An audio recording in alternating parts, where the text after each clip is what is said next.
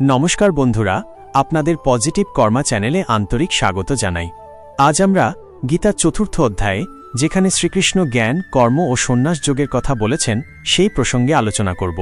আর আজ আমি আপনাদের শোনাতে চলেছি কিছু চিন্তাধারা, যা সরাসরি ভগবান শ্রীকৃষ্ণের মুখনিসৃত। চলুন আমরা শুনি শ্রীমদ্ভগবদ্ গীতার সেই চতুর্থ অধ্যায়, যা জ্ঞান, কর্ম, সন্ন্যাস যোগ নামে পরিচিত। এই অধ্যায়ে ভগবান শ্রীকৃষ্ণ অর্জুনকে জ্ঞান, কর্ম ও সন্ন্যাসের মধ্যে সম্পর্ক বোঝাচ্ছেন। তিনি বলেছেন কিভাবে সত্য জ্ঞান অর্জনের মাধ্যমে কর্মকে সন্ন্যাসে রূপান্তরিত করা যায় এবং শেষ পর্যন্ত মোক্ষ লাভ সম্ভব হয়। শ্রীকৃষ্ণ বলেন, আমি এই যোগের জ্ঞান প্রথমে সূর্যদেবকে প্রদান করেছিলাম, সূর্যদেব মনুকে এবং মনু মানব জাতির পূর্বপুরুষদের। বন্ধুরা, ভগবান শ্রীকৃষ্ণ এক মহান যোগী, যিনি সৃষ্টির আদিও জানেন, অন্তও জানেন। তিনি সর্বজ্ঞ, সর্বশক্তিমান এবং সর্বব্যাপী। তার অস্তিত্ব সব যুগে ছিল, আছে এবং থাকবে। এখন প্রশ্ন আসে, এই যোগের জ্ঞান এলো কোথা থেকে? শ্রীকৃষ্ণ নিজেই বলছেন, জ্ঞান সর্বদা কোন উৎস থেকে আসে এবং ক্রমশ ছড়িয়ে পড়ে। এই জ্ঞান শ্রীকৃষ্ণ থেকে সূর্যের কাছে পৌঁছায়, তারপর গীতার মাধ্যমে আমাদের কাছে এসেছে। এটি শত শত হাজার হাজার বছরের এক ধারাবাহিকতা। তবে এমন সময়ও এসেছিল যখন এই যোগজ্ঞান পৃথিবী থেকে হারিয়ে গেছিল। জ্ঞান ভাগ করলে বৃদ্ধি পায়, কিন্তু অবহেলায় কমে যায়, হারিয়েও যায়। তাই গীতায় যে কৃষ্ণের বাণী রয়েছে, আমরা তার সারমর্ম আপনাদের কাছে পৌঁছে দিচ্ছি। শ্রীকৃষ্ণ অর্জুনকে বলেন, তুমি আমার ভক্ত এবং প্রিয় বন্ধু, তাই আজ আমি তোমাকে এই প্রাচীন যোগ বলছি। এটি এক মহান রহস্য, যা সাধারণত গোপন রাখা হয়। অর্জুন শ্রীকৃষ্ণের ভক্ত, আবার তার বন্ধু, তাই কৃষ্ণ তাকে এই যুগ যুগান্তরের পুরাতন যোগ শিক্ষা দিচ্ছেন। কৃষ্ণ আরও বলেন, যদিও এটি গোপনীয়, তবুও তিনি তার সব কিছু অর্জুনের কাছে উন্মোচিত করছেন। তখন অর্জুন প্রশ্ন করে, আপনার জন্ম তো এখনকার, আর সূর্যের জন্ম বহু যুগ আগে, সৃষ্টির একেবারে সূচনা লগ্নে। তবে আমি কি করে বিশ্বাস করব যে আপনি সৃষ্টির শুরুতে সূর্যকে এই যোগ শিক্ষা দিয়েছিলেন? অর্জুন এখানে কৃষ্ণের উপর অবিশ্বাস করছেন না, বরং তিনি জানতে চাইছেন ঘটনাটি কিভাবে ঘটেছিল। তিনি যুক্তি দিয়ে বিষয়টি বুঝতে চান। আমাদের মতোই তারও মনে কৌতূহল জাগে। তিনি বলেন, মধুসূদন, আপনার জন্ম তো অতি সাম্প্রতিক, অথচ সূর্যদেবের জন্ম বহুকাল আগে। তাহলে আমি কিভাবে বুঝব যে আপনি সূর্যদেবকে এই যোগ প্রথম শিখিয়েছিলেন? এখানে অর্জুনের প্রশ্ন আমাদের মনে জাগা প্রশ্নের মতোই স্বাভাবিক। কিভাবে এক ব্যক্তি, যিনি বর্তমানে আমাদের সামনে দাঁড়িয়ে আছেন, অসংখ্য যুগ আগে ঘটে যাওয়া ঘটনাগুলির অংশ হতে পারেন? এই জায়গাতেই ভগবান শ্রীকৃষ্ণ তার ঐশ্বরিক অস্তিত্ব ও জন্মমৃত্যুর রহস্য ব্যাখ্যা করতে শুরু করেন। শ্রীকৃষ্ণ অর্জুনকে বললেন, হে অর্জুন, তোমার এবং আমার বহু জন্ম অতীতে কেটে গেছে। সেই সব জন্ম তুমি জানো না, কিন্তু আমি সব জানি। ভক্ত বা সাধক পূর্বজন্মের কথা জানে না, কিন্তু ভগবান সব জানেন। যে ব্যক্তি সাধনা করে, সে সীমিত জ্ঞানেই থাকে, কিন্তু মহাপুরুষ সব দেখতেও বুঝতে পারেন। তাই আমি তোমাকে বলছি, আমাকে সাধারণ মানুষের মতো ভেবে নিও না যে জন্ম নিয়ে আবার মরে যাবে। আমি অজন্মা, অর্থাৎ আমার কোনো জন্ম নেই। আমি অবিনাশী, আমার কোনো নাশ নেই। আমি সকল প্রাণীর ঈশ্বর হয়েও নিজের প্রকৃতিকে অধীন করে আমার যোগমায়ার দ্বারা এই জগতে প্রকাশিত হই। যার জন্ম আছে তার মৃত্যু অবধারিত, কিন্তু আমি জন্ম নেওয়া সত্তা নই। যখনই ধর্মের হানি হয় এবং অধর্ম বৃদ্ধি পায়, তখনই, হে ভারত, আমি আমার রূপ সৃষ্টি করে এই পৃথিবীতে অবতীর্ণ হই। যুগে যুগে যখন ধর্ম বিনষ্ট হয়ে যায় আর পাপ আর অন্যায় পৃথিবীকে আচ্ছন্ন করে ফেলে, তখন আমি আবির্ভূত হই। কারো না কারো প্রয়োজন হয়ে ওঠে যে এসে সব ঠিক করে দেয়। এই আবির্ভাবকেই অবতার বলা হয়। প্রতিটি যুগে তুমি অবতারের কাহিনী পাবে, যে ধর্ম প্রতিষ্ঠার জন্য জন্মগ্রহণ করে। আমি সাধুজনের কল্যাণ, পাপীদের বিনাশ এবং ধর্মের পুনঃপ্রতিষ্ঠার জন্য যুগে যুগে জন্মগ্রহণ করি। সাধুর উদ্ধারের অর্থ তাদের মঙ্গল সাধন, আর পাপীদের বিনাশই হল ধর্মের সুরক্ষা। আজকের পৃথিবীতে মনে হয় যেন অসততা ছাড়া বেঁচে থাকা সম্ভব নয়, কারণ প্রায় সকলেই অন্যায় কাজে ঝুঁকে পড়ে। সত্যের পথ ছেড়ে অন্যায়ের পথে চলাই অধর্ম, আর আমি সেই অধর্ম বিনাশ করতে অবতীর্ণ হই। আমার জন্ম ও কর্ম উভয়ই দৈবীয় ও অলৌকিক। যে ব্যক্তি এই সত্যকে তত্ত্বত জেনে নেয়, সে শরীর ত্যাগের পর আর পুনর্জন্ম লাভ করে না, বরং সরাসরি আমাকে লাভ করে। মানুষের জন্ম আমরা বুঝতে পারি, কিন্তু আমার জন্ম তার বাইরে অলৌকিক। তাই আমার অস্তিত্ব সহজে উপলব্ধি করা যায় না। তবে যেটি বুঝে নেয়, সে জন্ম মৃত্যুর চক্র থেকে মুক্ত হয়ে আমাতে লীন হয়। যারা মোহ, ক্রোধ ও ভয়ের বন্ধন ছিন্ন করে, এই মনকে আমার মধ্যে স্থির করে, আমাকে ভক্তিভরে গ্রহণ করে তারা আমাকে লাভ করে। তারা ইন্দ্রিয় জয় করে, তাই আমায় ধারণ করে, আর সেই কারণেই তারা মুক্তি লাভ করে। এই পার্থিব জগতের ঊর্ধ্বে সত্যকে বুঝতে হলে প্রথমে নিজের আবেগ ও ইন্দ্রিয়কে সংযত করতে হবে। হে পার্থ, মানুষ আমাকে যেমনভাবে ভজে আমি তেমনভাবেই তাকে প্রতিফল দিই। সকল মানুষ আমারই প্রদর্শিত পথে চলে। যে আমাকে সত্য হৃদয় ভজে আমি তাকেও তেমনভাবে গ্রহণ করি। অর্থাৎ যে আমার স্বরূপ, জ্ঞান ও বাণীকে গভীরভাবে উপলব্ধি করে সে অবশেষে আমাতে মিলিত হয়। এই পৃথিবীতে যারা তাদের কর্মের ফল দ্রুত পেতে চায় তারা দেবতাদের পূজা করে, কারণ তাদের দ্বারা কর্মজাত সিদ্ধির দ্রুত লাভ হয়। কিন্তু প্রকৃতপক্ষে ফলের আকাঙ্ক্ষা ছাড়াই কর্ম করাই সঠিক পথ। কর্ম করলে ফল হবেই ভালো বা মন্দ, কিন্তু যদি কর্ম করার সময় হৃদয়ে ভগবানের স্মরণ থাকে তবে ফল অবশ্যই শুভ ও দ্রুত আসে। আমি সমাজে 4 শ্রেণী ব্রাহ্মণ, ক্ষত্রিয়, বৈশ্য ও শূদ্র সৃষ্টি করেছি গুণ ও কর্মের ভিত্তিতে।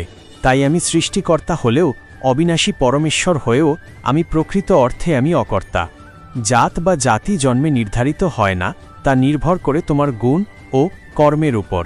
তুমি ভালো পরিবারে জন্ম নিলে বা তোমার পিতামাতা সৎ হলেও যদি তুমি অসৎ, মিথ্যেবাদী বা অন্যায়কারী হও তবে তোমার প্রকৃত পরিচয় নির্ধারিত হবে। তোমার কর্ম ও গুণ দ্বারা, জন্ম দ্বারা নয়। তাই শুধু জন্ম দিয়ে কেউ সৎ বা মহৎ হয়ে ওঠে না। আমার উপর কোনো কর্মের প্রভাব পড়ে না এবং আমি কর্মফলে আসক্ত নই। যেই সত্য জানে সেও কর্মে আবদ্ধ হয় না।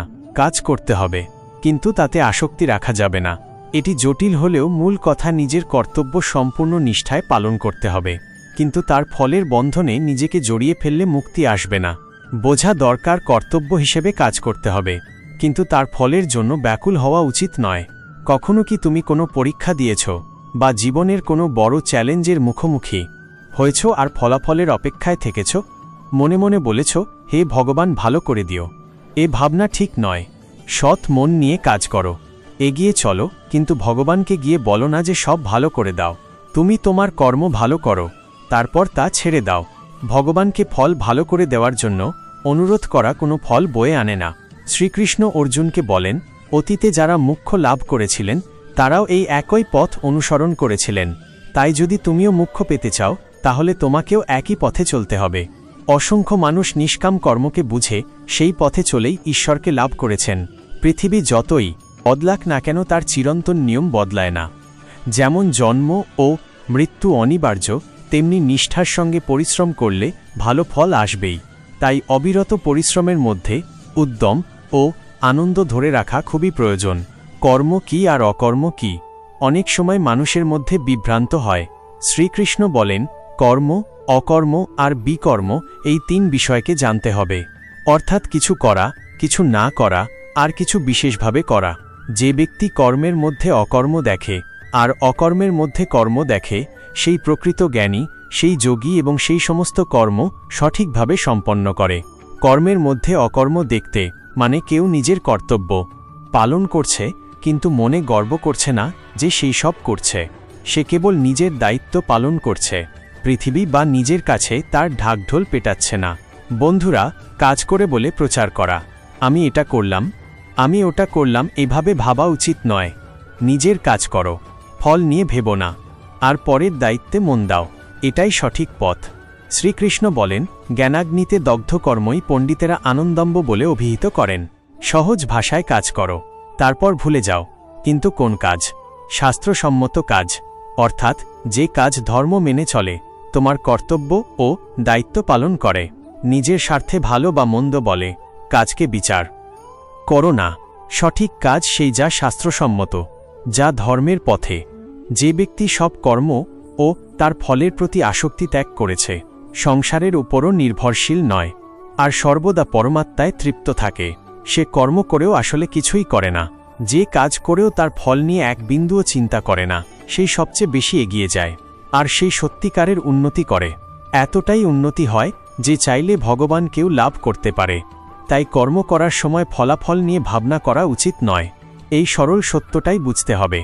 ভবিষ্যতে কি হবে তা নিয়ে ভাবনা ছেড়ে দাও, বর্তমানেই থাকো।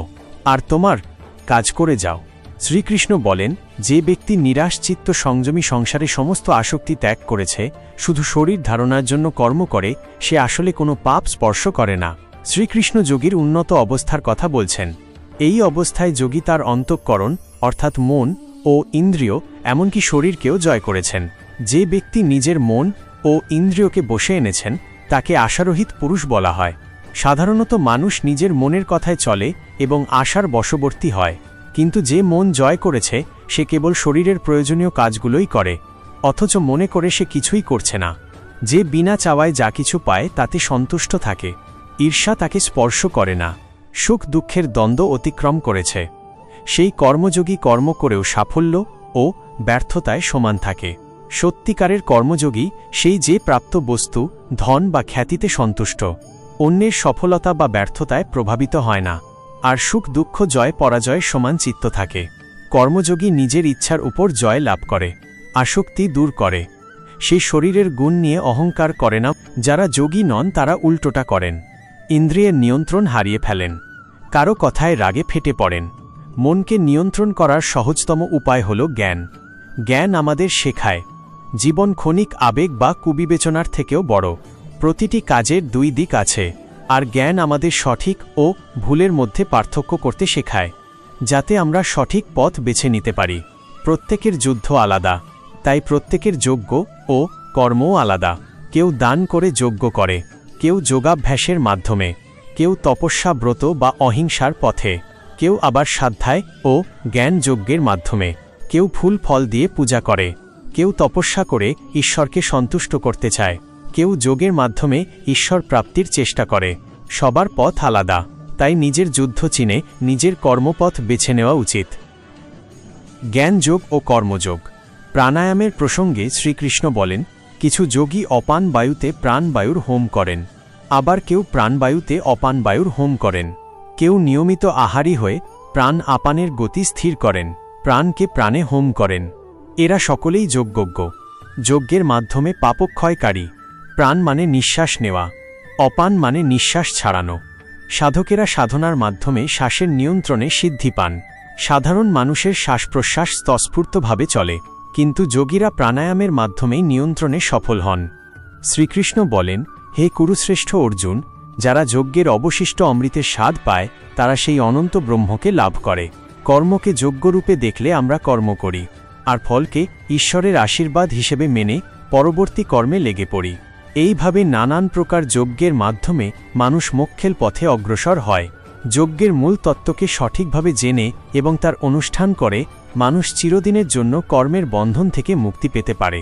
বেদে বহু প্রকার যজ্ঞের বর্ণনা আছে এবং শ্রীকৃষ্ণ তাদের বিষয়ে শিষ্যদের শিক্ষা দিয়েছেন। তিনি ইন্দ্রিয় নিয়ন্ত্রণ, দেবতাদের উদ্দেশ্য অর্পণ, প্রাণায়াম প্রভৃতি যজ্ঞের নানা রূপের কথা বলেছেন। এই যজ্ঞগুলো যদি আমরা আন্তরিক ভক্তি ও নিষ্ঠা নিয়ে করি তবে তা আমাদের জন্ম মৃত্যুর চক্র থেকে মুক্তি দিতে সক্ষম। জ্ঞান যজ্ঞের শ্রেষ্ঠত্ব। শাস্ত্রে বলা হয়েছে, শ্রেয়ান দ্রব্যময় ইয়াজ জ্ঞান ইয়াজ পারান্তপ সর্বং কর্মাখিলাম পার্থ জ্ঞানে পরিসমাপতে, অর্থাৎ দ্রব্য দিয়ে করা যজ্ঞের তুলনায় জ্ঞানযজ্ঞ শ্রেষ্ঠ। সাধারণ যজ্ঞে দেবতার আহ্বান করে ঘি প্রভৃতি দ্রব্য অর্পণ করা হয়, কিন্তু জ্ঞানযজ্ঞে ইন্দ্রিয় নিয়ন্ত্রিত হয়, শ্বাস প্রশান্ত হয়, কর্ম করা হয়, কিন্তু তার ফলে কোনো আসক্তি রাখা হয় না। জ্ঞানযজ্ঞই শ্রেষ্ঠ, কারণ এটি আমাদের সরাসরি ঈশ্বরের সান্নিধ্যে নিয়ে যায় এবং তার সাথে আমাদের মিলিত করে। শ্রীকৃষ্ণ বলেছেন, তদবিদ্ধি প্রাণীপাতে পরিবৃষণে সে উপদেন্তিতে জ্ঞান জ্ঞাননাশত দর্শিনা, অর্থাৎ হে অর্জুন, তুমি তখনই সত্য জ্ঞান পাবে যখন বিনয়, প্রশ্ন এবং সেবার মাধ্যমে সেই তত্ত্বদর্শী জ্ঞানীদের কাছে যাবে। তুমি তো সরাসরি আমার সামনে দাঁড়িয়ে আছো, কিন্তু সকলে অর্জুন নয়। আমাদের যদি জ্ঞান বোঝা কঠিন মনে হয় তবে আমাদের উচিত সেই মহাজ্ঞানী গুরুপুরুষের কাছে গিয়ে সত্য জ্ঞান লাভের চেষ্টা করা। জ্ঞানকে কখনো অবহেলা করা উচিত নয়, কারণ জ্ঞান ছাড়া জীবন কাটানো মানে অন্ধকারে হেঁটে চলা। আমরা প্রতিদিন কাজ করি, অর্থ উপার্জন করি, পরিবারকে রক্ষা করি, কিন্তু কেন করি? এই প্রশ্নের উত্তর অজ্ঞানের কারণে আমরা জানি না। সামান্য হলেও জ্ঞান হলে আমরা এর উত্তর খুঁজতে চাইব এবং তখনই তত্ত্বদর্শী জ্ঞানীর কাছে যাওয়া প্রয়োজন। জ্ঞানের নৌকায় পাপের মহাসাগর পার। শ্রীকৃষ্ণ বলেছেন, অপিচেদি পাপেব সর্বেব পাপ কৃতম সর্বং জ্ঞান প্লবেনৈব রিজেন্সাসিসি মহৎসাগরম, অর্থাৎ তুমি যদি পৃথিবীর সবচেয়ে বড় পাপীও হও তবুও জ্ঞানের নৌকায় ভর করে পাপের মহাসমুদ্র পার হতে পারবে। এর অর্থে এই নয় যে প্রথমে পাপ করো পরে জ্ঞান অর্জন করে বাঁচবে, বরং এর মানে হল নিজেকে বড় পাপী মনে করে হতাশ হওয়ার প্রয়োজন নেই। যে কেউ যদি ইচ্ছা রাখে ঈশ্বরের সত্যকে জানার জন্য জ্ঞান অর্জন করতে পারে এবং সেই জ্ঞানে মগ্ন হয়ে উন্নতির পথে এগোতে পারে।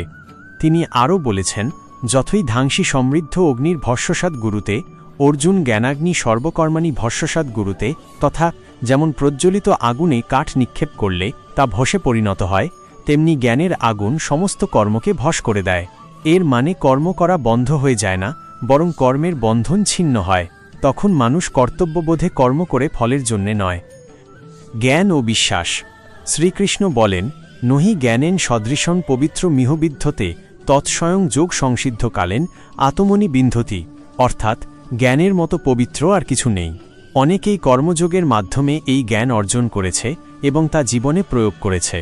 মন যদি পরিষ্কার হয়, জ্ঞানের ইচ্ছা থাকে এবং নিঃস্বার্থভাবে কর্ম করতে প্রস্তুত হওয়া যায়, তবে জ্ঞান অর্জন সম্ভব। যে ব্যক্তি ইন্দ্রিয়জয়ী, পরিশ্রমী এবং বিশ্বাসী, সে জ্ঞান লাভ করে এবং সেই জ্ঞানের মাধ্যমেই তৎক্ষণাৎ ঈশ্বরের পরম শান্তি অর্জন করে। যখন সকল প্রশ্নের উত্তর জানা থাকে তখন পরীক্ষা দিতে কোনো ভয় থাকে না। তেমনি যার মনে ঈশ্বরের প্রতি ভক্তি আছে সে দ্রুত জ্ঞান লাভ করে। সঠিক নিষ্ঠা ও সঠিক পথে চললে পৃথিবীতে সবকিছু অর্জন করা সম্ভব। অজ্ঞ, অবিশ্বাসী এবং সংশয়ী মানুষ ধ্বংস হয়। তার জন্য না এই পৃথিবী আছে, না অন্য পৃথিবী, না সুখ। সংশয় মানুষের জীবনে কোনো মূল্য থাকে না, কারণ তার মধ্যে না থাকে বিবেচনা শক্তি, না থাকে সত্য বা ঈশ্বরের প্রতি আস্থা। কিছু না করে কিছু পাওয়া যায় না, আর যার কিছু করার ইচ্ছা নেই তার অস্তিত্ব থাকা না থাকার মধ্যে কোনো পার্থক্য নেই। জ্ঞানের তরবারি। শ্রীকৃষ্ণ অর্জুনকে বলেছেন, যোগসন্ন্যাস্ত কর্মাণং জ্ঞান সংচ্ছিন্ন সংশয়ং আত্মবন্তং কর্মাণি নিবদ্ধন্তি ধনঞ্জয়, অর্থাৎ যে কর্মযোগের মাধ্যমে নিজের কর্ম ঈশ্বরকে সমর্পণ করে এবং জ্ঞানের দ্বারা সংশয় দূর করে, তাকে কর্ম কখনো বেঁধে রাখতে পারে না। যে বিনা অহংকারে প্রতিটি কাজ করে এবং নিজের বুদ্ধি দিয়ে মনের সন্দেহ মুছে ফেলে, তাকে কেউ থামাতে পারে না। কিন্তু যে সংশয় থাকে সে কখনো সিদ্ধান্ত নিতে পারে না। অতএব তস্মাজ্ঞান সংভত ভারত, তাই হে ভারতপুত্র অর্জুন, হৃদয়ে জন্ম নেওয়া এই অজ্ঞানের সংশয়কে জ্ঞানের তরবারি দিয়ে ছিন্ন করে কর্মযোগে স্থিত হও এবং যুদ্ধে অবতীর্ণ হও। শ্রীকৃষ্ণ আমাদের শিখিয়েছেন, মনে সন্দেহ থাকলে কর্মযোগের মাধ্যমে তা দূর করতে হবে এবং সমস্যার মুখোমুখি হতে হবে। ফল কি হবে তা না ভেবে কেবল কাজ করে যেতে হবে এবং সেই কাজ ঈশ্বরকে উৎসর্গ করতে হবে। এইভাবেই গীতার ৪র্থ অধ্যায়ে শ্রীকৃষ্ণ জ্ঞান ও কর্মের সম্পর্ক আমাদের সামনে তুলে ধরলেন। আগামী অধ্যায়ে আমরা শ্রীকৃষ্ণের আরও আধ্যাত্মিক বাণী বুঝব এবং সেই যাত্রায় এগিয়ে যাব। বন্ধুরা, এখনও যদি ভিডিওতে লাইক না করে থাকো তাহলে অবশ্যই ভিডিওতে লাইক করুন। পজিটিভ কর্মা চ্যানেলটা সাবস্ক্রাইব করুন। জয় শ্রীকৃষ্ণ।